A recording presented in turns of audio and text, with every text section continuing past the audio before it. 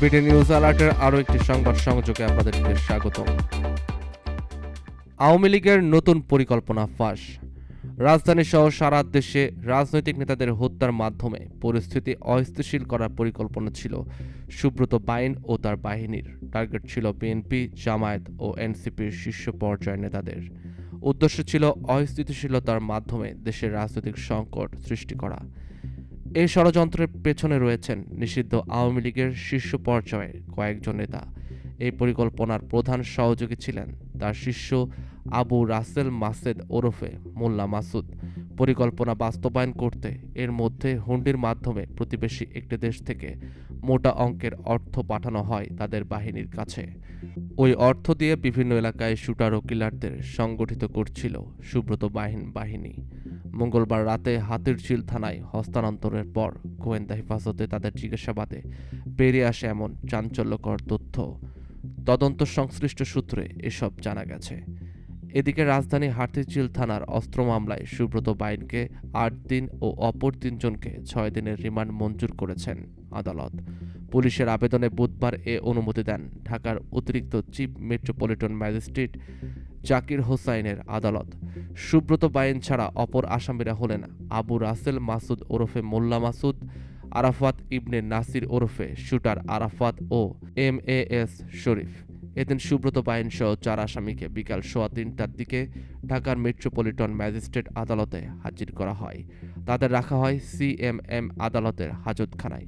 বেলা ৩:৪২ কঠোর পুলিশ পাহারায় তাদেরকে আদালতের কাঠগড়ায় নেওয়া হয়। এ সময় হেলমেট, বুলেটপ্রুফ জ্যাকেট, হাতকড়া পরানো ছিল। পরে কাঠগড়ায় নিয়ে তাদের হেলমেট ও এক হাতে হাতকড়া খোলা হয়। রিমান্ড শুনানি শুরুর আগে আদালতের সাংবাদিকদের উদ্দেশ্যে সুব্রত বাইন বলেন, সত্য কথা লিখবেন, আমি যা তাই লিখবেন। আমারও তো পরিবার আছে, কিন্তু আমি ১৯৮৭ সাল থেকে কোনো প্রতিবাদ করিনি। সাংবাদিকরা তো এত খবর রাখেন, ২.৫ বছর আগে আমায় আয়না ঘরে রাখে সেই খবর রাখেন নাই। ২০২২ সালে হ্যান্ডকাফ পরিয়ে তাকে দেশে ফিরিয়ে এনে আয়নাঘরে রাখা হয় জানিয়ে বলেন, সেখানে রড দিয়ে পিটিয়েছে। ৫ আগস্ট রাত ৩টার দিকে তাকে রাস্তায় ছেড়ে দেওয়া হয়। নিজে বাঁচার জন্য সঙ্গে অস্ত্র রাখেন বলে জানিয়ে সুব্রত বলেন, কে মরতে চায়। রাষ্ট্রপক্ষে ঢাকা মহানগর পাবলিক প্রসিকিউটর ওমর ফারুকী রিমান্ডের পক্ষে শুনানি করেন। তিনি বলেন, আসামিরা খুবই আলোচিত, তাদের কাছ থেকে বিভিন্ন ধরনের অস্ত্র উদ্ধার করা হয়েছে। তাদের সঙ্গে আরও কারা জড়িত এবং অস্ত্র উদ্ধারের জন্য ১০ দিনের রিমান্ড প্রয়োজন। আসামিদের পক্ষে আইনজীবী মোহাম্মদ বাদল মিয়া রিমান্ড বাতিল চেয়ে জামিনের আবেদন করেন। শুনানিতে তিনি বলেন, সুব্রত বাইন আজকে মিডিয়া সৃষ্টি, ৪ দলীয় জোট সরকারের এই লিস্ট করে। এরপর আর কোনো সরকার কোনো লিস্ট করেনি। এই আসামিকে ভারতে ৩ বার গ্রেপ্তার করা হয়। গত ৫ আগস্ট রাজনৈতিক পট পরিবর্তনের পর ৬ তারিখে নরসিংদীর ভুলতা এলাকায় ফেলে রেখে চলে যায়। রিমান্ড আদেশের পর সুব্রত বাইন আদালতকে বলেন, আমার নামাজ যেন কাজা না হয়। তখন আদালত পুলিশকে বিষয়টি দেখতে বলেন। এদিকে সুব্রত বাইন ও মোল্লা মাসুদের কাছ থেকে প্রাথমিকভাবে কী তথ্য পাওয়া গেল জানতে চাইলে গোয়েন্দারা পুলিশের রমনা জোনের অতিরিক্ত উপপুলিশ কমিশনার মোহাম্মদ ইলিয়াস কবির বলেন, জিজ্ঞাসাবাদে তাদের কাছ থেকে রোমহর্ষক তথ্য পাওয়া গেছে। অস্ত্র, গুলি ও টাকার উৎস জানার চেষ্টা চলছে। এলাকা ভিত্তিক তাদের সদস্যদের পক্ষে একটা ধারণা পাওয়া গেছে। ওইসব তথ্য যাচাই বাছাই করা হচ্ছে।